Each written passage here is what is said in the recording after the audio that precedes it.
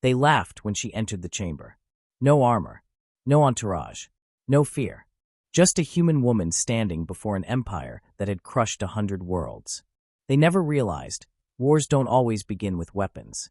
Bell subscribed now, because humanity's quiet moments are always the most dangerous. They laughed the moment she stepped forward. Not politely, not quietly. It rolled through the chamber in waves, clicking mandibles, vibrating throats, harmonic mockery echoing off walls forged before Earth had life. The Galactic Conclave had convened for wars, extinctions, and the fall of empires. Never for this. A single human woman, unarmed, unaugmented, standing alone at the center of a chamber designed to intimidate stars. She did not flinch. No power armor wrapped her frame. No honor guard followed. No holographic banners announced victories or threats. She wore plain dark fabric, functional and unremarkable, the kind of clothing worn by people who expected to return home alive. Her hands rested calmly at her sides. Her eyes moved slowly, deliberately, taking in every delegate without judgment. That irritated them more than fear ever could. "Is this a joke?" hissed the Karth Dominion speaker, its towering form bristling with ceremonial weaponry. Did the Terrans misunderstand the summons? Laughter swelled again. Humanity had been spacefaring for barely 2 centuries. The Conclave measured history in tens of thousands of years. Civilizations older than Earth's oceans sat in judgment here. Species who had erased rivals before humans invented agriculture leaned forward, amused. The human woman waited until the sound died on its own. "I am here as requested," she said. Her voice was calm, even soft, but perfectly clear. No translator lag. No tremor. Representative of soul. That earned more laughter. A crystalline entity refracted light impatiently.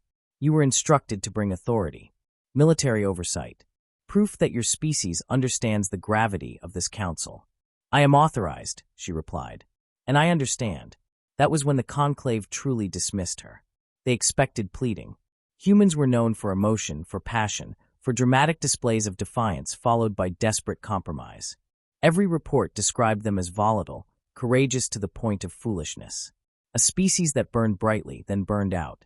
This woman did not fit the narrative, and so they decided she was irrelevant. The presiding Archon extended a clawed limb. "Then hear the verdict. Humanity's expansion has exceeded acceptable limits. Your colonies encroach on protected trade lanes. Your fleets grow too quickly. Effective immediately, Sol is placed under observation. Fleet production is to be capped. Autonomous operations restricted." The words were final. Immutable. The Conclave did not negotiate with lesser powers. The human woman nodded once, as if acknowledging the weather. "And if we refuse?" she asked. The laughter returned, sharper this time. "You will not," the Archon said. "You lack the strength." She did not argue. She did not raise her voice. She did not point out that no human fleet had ever lost a defensive engagement. She did not mention that most Conclave trade relied on human logistics algorithms.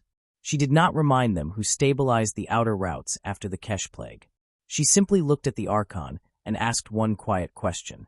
"May I request clarification before the record is sealed?" The Archon hesitated, annoyed more than cautious. "Clarify.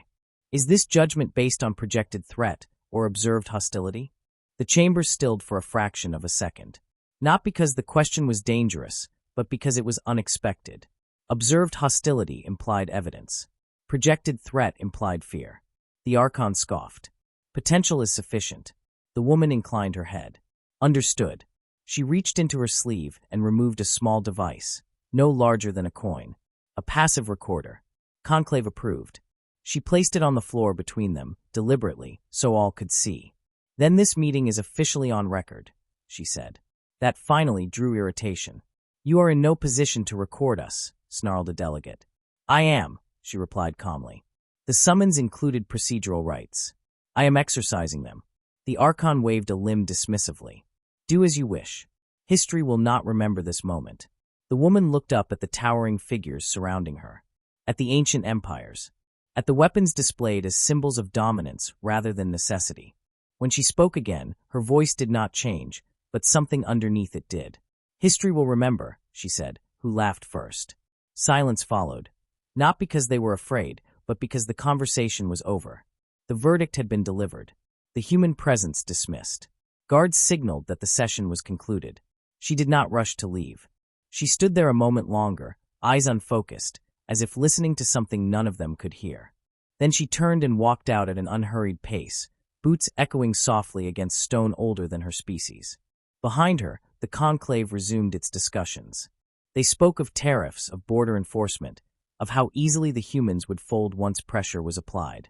They congratulated themselves on preemptive control, on wisdom, on maintaining balance. None of them noticed the signal burst that left the chamber the instant the human crossed the threshold. None of them knew her title. She was not a diplomat. She was not military. She was an auditor. And humanity had just finished listening.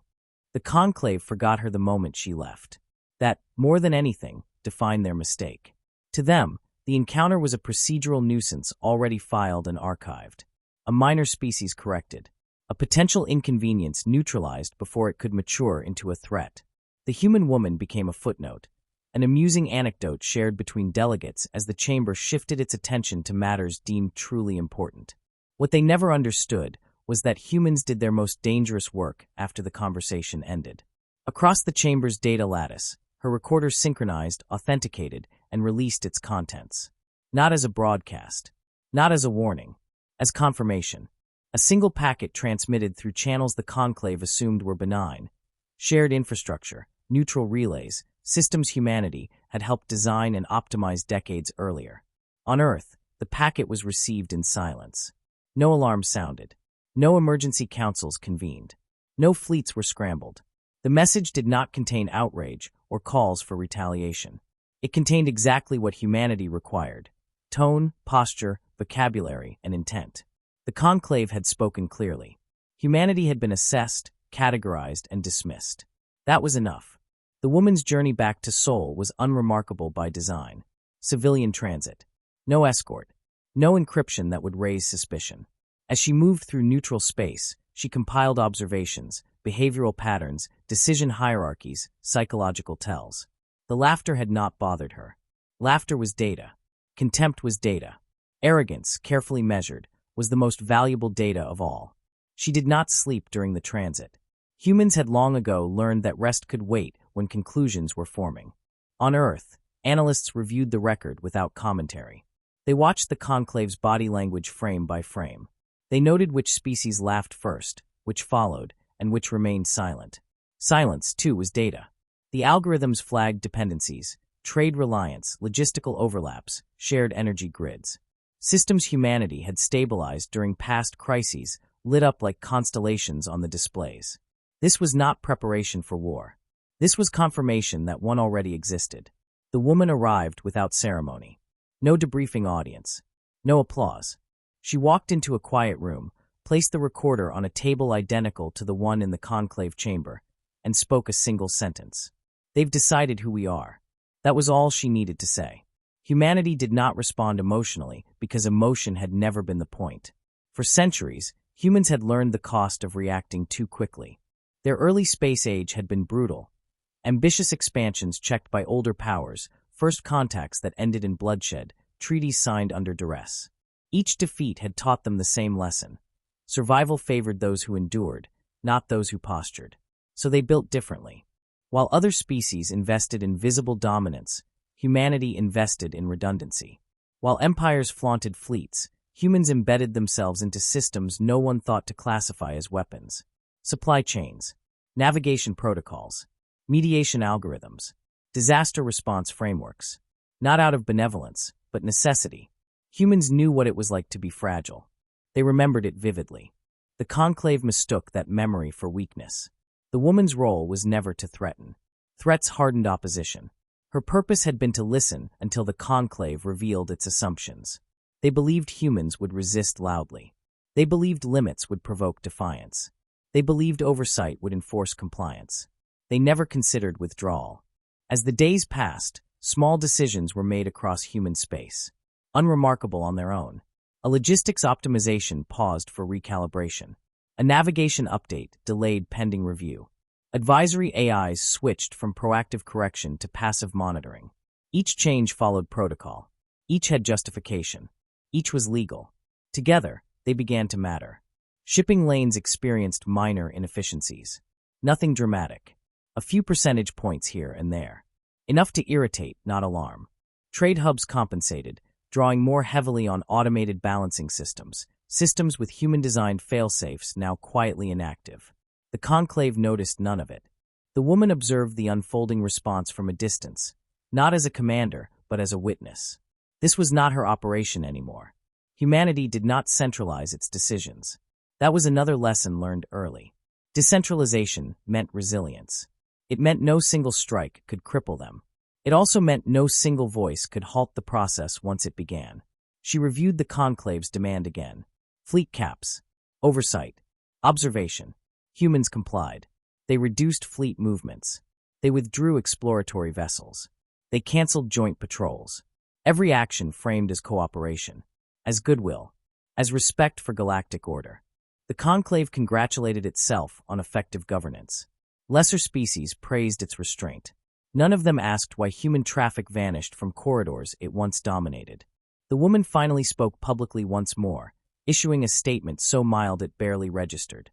Humanity acknowledges the conclave's concerns and will adjust accordingly. That was it. No protest. No defiance. No warning. Behind the words, however, the calculation was complete. The conclave had revealed something more important than hostility. It had revealed dependency. Entire sectors relied on human systems without understanding how deeply integrated they were. Humans had not seized control of the galaxy. They had simply made themselves useful in ways no one questioned. Usefulness was power that didn't look like power. The woman closed her report with a final note, addressed not to leadership, but to history. They believe silence is submission. They are correct. They simply misunderstand what we submit to. The war would not begin with fire. It would begin with absence. The first failures were dismissed as coincidence. A freighter missed its docking window by 7 minutes due to a navigation recalculation error. An energy relay recalibrated itself twice in a single cycle, causing a brief but noticeable power dip across 3 systems. A medical shipment arrived intact but late, forcing hospitals to draw from emergency reserves. None of it triggered alarms. None of it looked like sabotage. The galaxy had endured worse. What unsettled analysts was the pattern. Minor inefficiencies appeared simultaneously across regions that had no direct connection, except one. Every affected system relied, in some capacity, on infrastructure protocols designed or stabilized by humans. Trade councils requested diagnostics. Automated systems responded with polite acknowledgments and standard explanations. Delays, reviews, compliance checks. Everything was within regulation. The conclave convened a subcommittee to investigate, more annoyed than concerned. They expected faulty updates, perhaps negligence. Humans, after all, were known for improvisation. The idea that this could be intentional never crossed their calculations. Intent required aggression. Aggression required movement. Humanity was doing neither. That was when the second layer failed. Predictive logistics began to misalign. AI forecasts that once anticipated shortages weeks in advance now lagged behind reality. Not catastrophically, just enough to force manual intervention. Manual intervention required expertise many empires no longer possessed. They had long ago outsourced such work to automated systems maintained, quietly, by human specialists. Requests were sent to Sol for assistance. They received acknowledgments. Estimated response times. Apologies for delays due to internal restructuring. Perfectly reasonable. Entirely legal. Then the markets reacted. Commodity exchanges spiked unpredictably as supply chains lost their rhythm. Energy prices fluctuated. Smaller client species felt the pressure first. They appealed to their patrons. Patrons appealed to the conclave. The conclave issued reassurances, insisting stability would return. It always did. It didn't. Transportation corridors, once considered impossible to disrupt, began to clog. Autonomous convoys slowed, then rerouted, then slowed again. Navigation AIs defaulted to conservative parameters. Human safety models optimized to prevent loss of life, not maximize speed. No one questioned those models. They had saved millions during previous crises. Now they strangled momentum. The conclave finally took notice when a border defense grid failed to synchronize during a routine drill. No invasion followed. No enemy exploited the gap. That made it worse. The failure stood alone, unexplained, undeniable. Emergency audits traced the issue back to an update dependency. one that traced, inevitably, to human-authored code. Code that was still there, still functioning, simply no longer optimized. It was then that the phrase began circulating in classified briefings. Human withdrawal. Not retreat. Not rebellion. Withdrawal. Human fleets had not moved against anyone. They had simply stopped filling the spaces no one else knew how to manage. Joint patrols were canceled. Advisory roles vacated. Conflict mediation requests politely declined. Each decision carried justification. Limited resources. Internal review. Strategic realignment under conclave guidance. The irony went unnoticed. Species that had once mocked human emotional volatility now found themselves reacting emotionally to empty corridors and unanswered requests. Frustration turned to accusation. Accusation turned to panic. Still, no one declared war. There was no enemy to fight. Then the broadcast arrived. It did not interrupt programming. It did not override systems. It appeared as a standard informational packet, routed through channels humans had helped standardize long ago. Every major node received it within seconds. The message contained no threats, no demands. It contained a single statement. We did not attack you. We simply stopped holding the galaxy together. The reaction was immediate and chaotic. Some dismissed it as propaganda. Others demanded proof. Analysts scrambled to disprove the implication, to show that the galaxy's stability had never depended on one species, especially not one so young. They failed. Every model, every simulation, every emergency scenario led back to the same conclusion. Humanity had positioned itself at the seams of galactic infrastructure, not at the center, not as rulers, as connective tissue, invisible when healthy, catastrophic when removed. The conclave called an emergency session. Gone was the laughter. Gone was the certainty. Delegates spoke over one another, trading accusations and excuses. Who had allowed humans such integration? Who had approved their protocols? Who had assumed compliance meant obedience? The Archon who had delivered the original verdict sat in silence. Reports flooded in. Food shortages in dependent sectors. Medical delays escalating into fatalities. Energy grids destabilizing faster than repairs could compensate. None of it caused by direct human action. All of it exacerbated by human absence. Military solutions were proposed and discarded just as quickly. There was nothing to strike. No fleet to engage. Attacking Sol would only worsen the collapse. Even the most aggressive empires understood that. This was not a war of force. It was a war of consequences. The woman watched the chaos unfold from Earth, her expression unchanged. She had warned them, though not in the way they expected. Humans did not announce their wars because they did not need to. By the time the galaxy recognized conflict, the outcome was already in motion. A junior analyst finally voiced what others had begun to fear. If this continues, they said, we won't collapse. We'll unravel. That word spread quickly. Unraveling meant no single point of failure. No decisive battle. Just systems losing coherence, one dependency at a time. It was the kind of collapse no empire had prepared for because no empire believed itself so dependent on another. The Conclave issued its first genuine request to Sol. Not an order. Not a condition. A request for dialogue. It went unanswered. Humanity was still listening. And the silence was doing exactly what it was meant to do. Panic changed the tone of the galaxy faster than any invasion ever had. Empires that once spoke in ultimatums now argued in whispers. Emergency measures failed to restore what had quietly vanished. The more systems struggled to compensate, the clearer the truth became.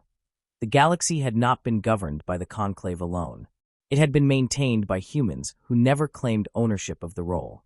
Requests turned into pleas.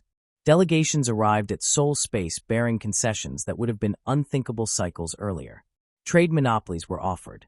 Territorial guarantees pledged. Apologies issued without being asked for. None of it produced a response. Human space remained open, calm, and eerily stable, its internal traffic flowing with the same efficiency it always had. That stability frightened them more than chaos. The Conclave reconvened under emergency authority. The chamber that had once echoed with laughter now strained under silence. Delegates avoided eye contact. The Archon stood to speak and found no confidence left in their voice. We misjudged, the Archon admitted. Humanity's integration exceeds our projections. This disruption must end. The message was transmitted through every channel. It was not ignored. The human woman returned. She arrived exactly as before. No escort, no display. The same dark clothing, the same calm expression, the same measured steps. The contrast was unmistakable. Nothing about her had changed. Everything about the galaxy had. No one laughed. She listened as the conclave spoke. They cited economic collapse, humanitarian crises, destabilization risks. They avoided words like blame or apology, but their fear filled the gaps. When they finished, they waited. She did not speak immediately. When she did, her voice was steady, almost gentle. "You asked us to accept observation and restriction," she said. We complied.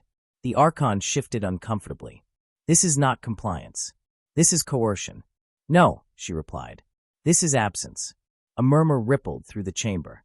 "You believed power announced itself," she continued. "Through fleets, through conquest, through fear. Humans learned early that such power invites resistance. So we chose another approach." She stepped forward, just enough to remind them how small she was compared to the chamber, and how irrelevant that scale now felt. "We built systems that assumed cooperation. We stabilized structures no one wanted to maintain. We solved problems because leaving them unsolved killed people. Over time, you forgot what those systems looked like without us." One delegate finally found the courage to speak. "What do you want?" The woman met their gaze without hostility. "Recognition," she said. "Parity. And the understanding that humanity is not a subject to be managed." The conclave hesitated. Pride warred with survival. Survival won. The Archon inclined their head. "We accept. All restrictions are lifted. Humanity will be recognized as an equal power." The woman nodded once. "Good. Then you will restore support?" Another delegate asked quickly. She did not answer immediately. Instead, she reached into her sleeve and placed a familiar object on the floor between them. The recorder. The same one from the first meeting. "This record," she said, "will note that humanity did not threaten the conclave. We did not issue ultimatums. We did not deploy weapons." She paused, letting the silence stretch. "We simply stopped compensating for a system built on contempt." The conclave understood then that this was not a negotiation to reverse a mistake. It was a lesson being concluded. Restoration began gradually. Not as a return to the old order, but as a recalibrated balance. Human systems re-engaged. Logistics normalized. Energy grids stabilized. The galaxy breathed again, cautiously, aware now of how fragile its comfort had been. Before she turned to leave, the Archon spoke one final time. "Why were you sent alone?" they asked. "Why no display of strength?" The woman looked back. "Because strength doesn't need witnesses," she said. "And humans don't raise their voices when the outcome is already decided." She left as she had arrived, unremarkable, unguarded, and unchallenged.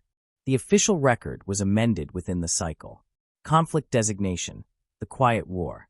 Cause, strategic withdrawal of human support. Outcome, conclave restructuring and parity accord. A final annotation was added by an anonymous archivist, one that would be studied for generations. Humans were never loud because they never needed to be. When they stopped holding the galaxy together, we finally understood what fear actually sounded like. And somewhere in the endless data streams of soul, the auditor closed her file. Humanity had been heard.